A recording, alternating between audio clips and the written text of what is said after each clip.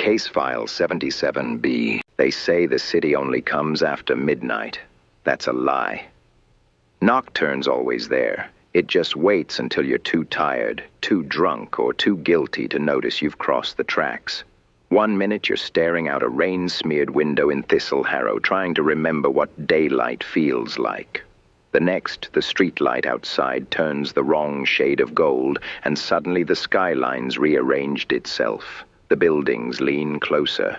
The air grows heavier, like someone draped the whole world in a velvet curtain. That's how it happens. You don't find Nocturn, it finds you. This case. Missing person, Evelyn Marquette, jazz singer. Stage name, the Canary of Nocturn. A voice like that? It could make a stiff in the county morgue sit up and apologize for the inconvenience. The job walked in on clerical shoes. That alone should have tipped me off. Priests don't usually knock on my door. The honest ones stay clear of my neighborhood, and the crooked ones avoid me because they don't like competition. But Father Marin Halloway showed up just as the rain began tapping the blinds like a snare drum losing the beat. Cathedral quarter man, collar askew, eyes like he'd been confessing to his own shadow. He looked like the kind of fellow who'd lost track of which sins belonged to him and which belonged to the city. His hands rattled like loose change when he lit my cigarette for me. I'd quit last month, but he needed the gesture more than I needed fresh lungs. "She sings at the Crimson Light," he said, eyes bouncing around the office like they were trying to dodge the truth. "Hasn't been seen since the last full moon." My chair complained when I leaned back. "So the church has me bird-dogging missing dames now? That in the New Testament somewhere?"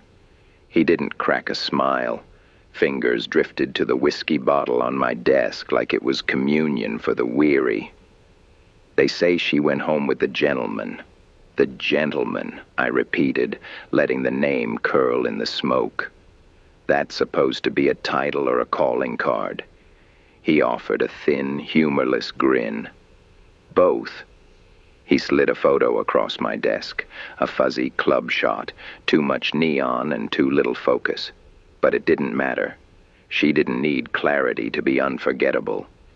Evelyn Marquette, tall, slender, carrying herself like she'd already won the room and didn't care much for the trophy. Hair black as a blackout night, pinned back on one side so the light caught just enough to start rumors. The dress clung like it owed her money, crimson satin built for a spotlight that didn't dare look away. Long gloves kissed her elbows. A single string of pearls hovered over a heartbeat you could almost hear. Lips painted the kind of red that gets men into trouble and keeps them there. "She meant something," the priest murmured. "Yeah," I said, sliding the photo back. "I can see that." He didn't linger. Nobody does once they've unloaded their problems onto my desk. The door shut behind him with the kind of finality usually reserved for coffins or confessions. I watched the rain for a spell. Thistleharrow looked level-headed enough. It always does right up until it isn't. Took a swig of something cheap, stared at my reflection in the glass.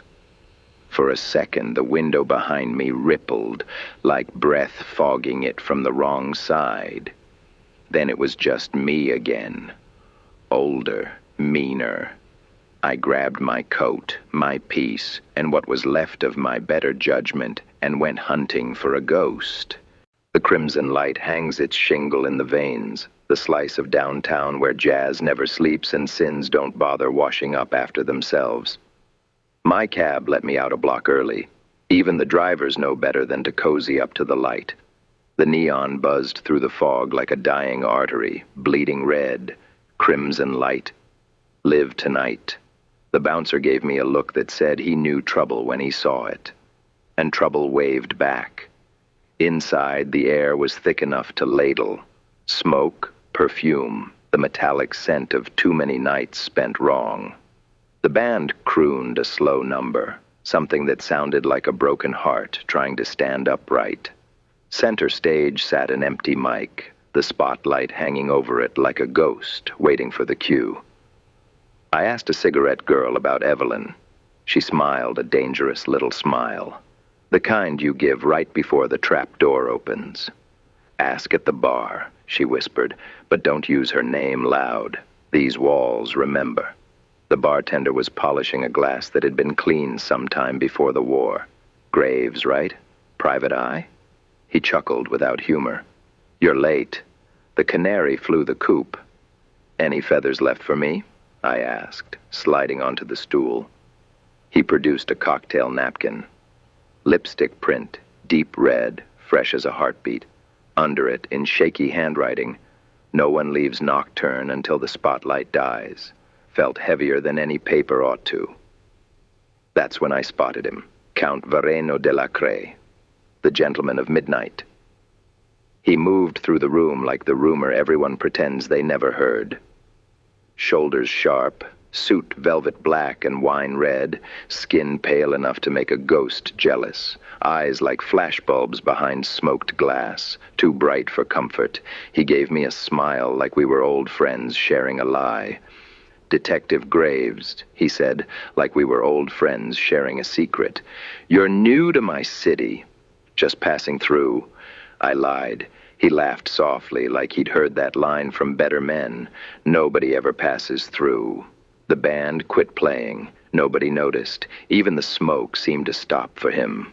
He offered me a cigarette from a silver case etched with comedy and tragedy masks. I took it. You don't refuse a man like that unless you're eager to meet your ancestors.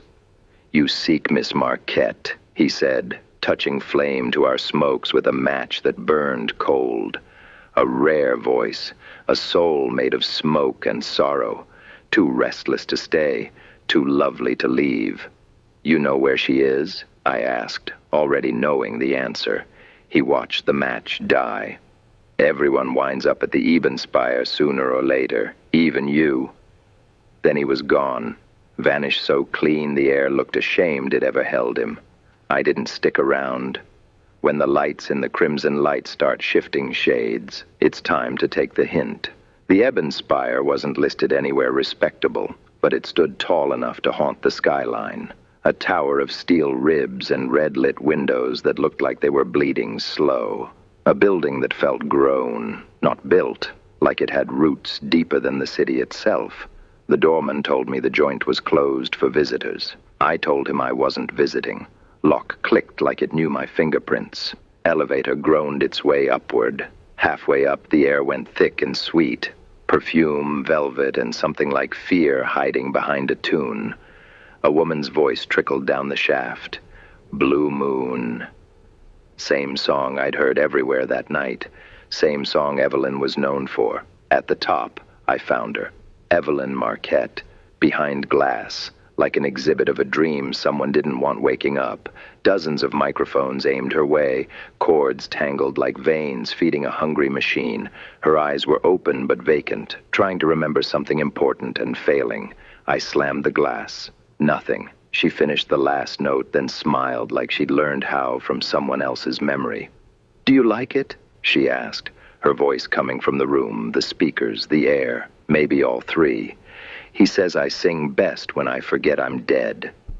Then the lights flared red, stage lights for a show I didn't want a ticket to. I ran before the next cue. Back in my office, or whatever corner of Nocturn was pretending to be my office, I poured 3 fingers of a bad decision and hoped to make sense of things in the daylight. But daylight doesn't exist in Nocturn, and sense doesn't either. Funny thing about a city built out of memory, it doesn't like when you remember too much. I stared at her photo again. Evelyn, half-turned, looking over her shoulder like she knew the camera wasn't the only thing watching. On the back, smudged. "When the spotlight dies, the curtain remembers." Should have burned the file right then, gone home. Let the rain in Thistle Harrow wash the rest away. But you know how it is. A case gets in your teeth, it stays there. Phone rang. Heavy rotary, heavier conscience. When I picked it up, someone was breathing on the other end. Slow, theatrical. "Graves," said de la Craie's voice. "Do you know why I like detectives?" "Enlighten me." You always mistake curiosity for control. Click. I didn't sleep that night. Next morning, if you could call it morning, I went to see Madame Delphine. She opened the door herself. Tall silver hair sharp as piano wire. A woman carved out of moonlight and gambling debts. You're late, Graves. I wasn't aware we had a date. In Nocturn, she said. Appointments make themselves. Inside looked like the angels quit halfway through decorating. Mirror shards, velvet torn by too many hands, cigarette smoke rising like prayers without gods. She poured 2 drinks. Didn't ask what I preferred. She came to me the night she disappeared, Delphine said.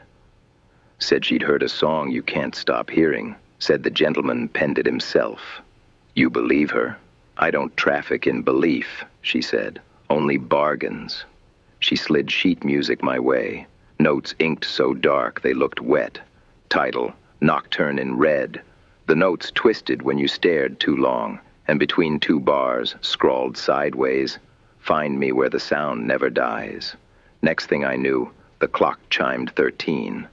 Delphine was gone. So was the pianist. The drink hadn't moved an inch. I followed the trail into the docklands. Docklands were quieter than a grave museum. Fog pressed in heavy, like the whole harbor was holding its breath.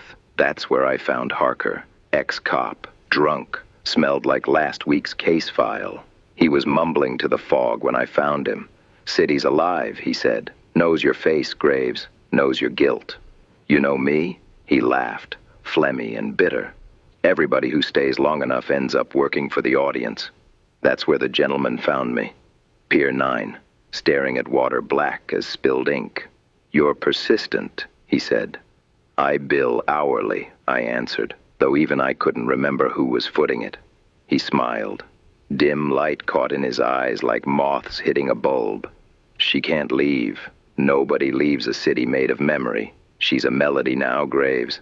Every time someone hums her tune, she wakes just long enough to realize she's still trapped. He pulled a record from his coat. Unmarked, blacker than shadow. Take it, he said. But mind yourself. Some music was never meant for the living.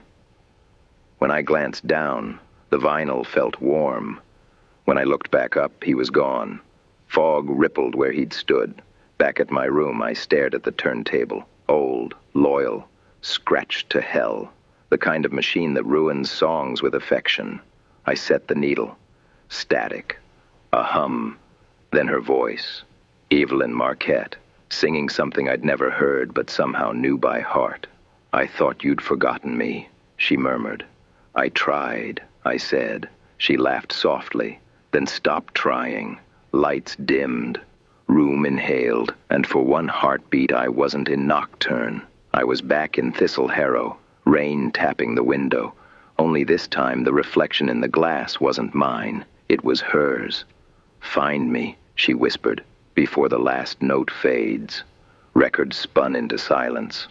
I knew then where to go. Eben Spire again, only this time I wasn't heading in to find her. I was heading in because the city wanted me there. Streets bent toward the tower like iron filings to a magnet. Fog thick enough to carve. Neon bleeding in slow pulses. The whole damn city breathing in time with her song. The doors opened themselves. Inside was a temple built to sound. Walls humming with half-remembered melodies. Staircases curling like treble clefs. Each step glowing red. And in the center, a single ribbon microphone beneath a glass dome that shouldn't have stayed up. Welcome back, detective, the gentleman purred, stepping out of nowhere. Encore's about to begin. I leveled the gun. Where is she? He spread his hands. Everywhere. The microphone flared. Her voice burst through the hall. Not just sound, but color and light. Notes spilled across marble like molten gold, painting memories, not all of them mine. The club, the docks, her dressing room, her hand in mine as we danced under a streetlight that never existed.